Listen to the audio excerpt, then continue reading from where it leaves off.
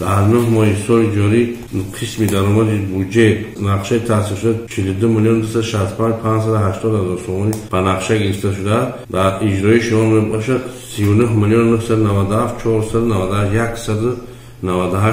کم در 9 ماه حساب اندازه خودی اجرای 95% در 9 ماه دارد. مبلغی که سوئیسی حساب بودجه جمهوری با ما با نقشه تصویب شده 15,527,000 با نقشه گرفته شده 15,365,000 با ما پرداخت کرده 99% 161,000 کم بوده پرداخت. از حساب بودجه ولایت ما با نقشه گرفته در 9 ماه 2,664,000 تومان اجرایش 1,100,000 41% نقشه رو در بر میگیره 1,564,000 تومان مبلغ از حساب بودجه ولایت پرداخت کرده نیست.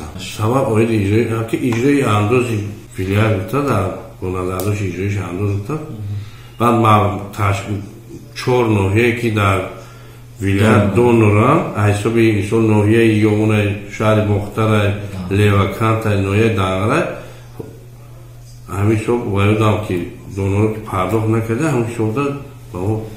در صورتی که 1% از حساب جمهوری 59% حساب ولایت مبلغ وارد نشدن، شما چی مشکلی میتونه پیش بیاد؟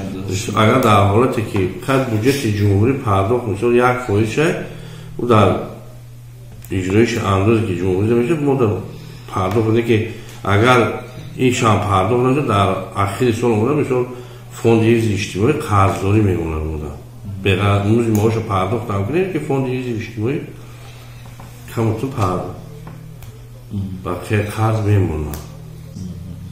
تا آخر سال هست وعده که ما مبلغ تا آخر سال ما با سررشته مالی ولایت وعده داره که در مشاوره وزارت مالیه که تا آخر سال پرداخت میکنه 1,564,000 تومان. در صورت پرداخت نشد شما هم کم اومد مبلغ از کجا رو پوش میکنید؟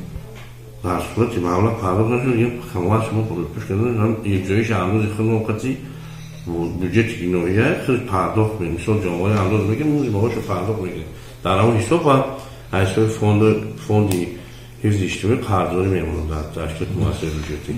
با حساب فایز چقدر مبلغ بودجه برای مزد معاش؟ با حساب فایز 88% مبلغ بودجه ناحیه مزد معاش در آمده کرده.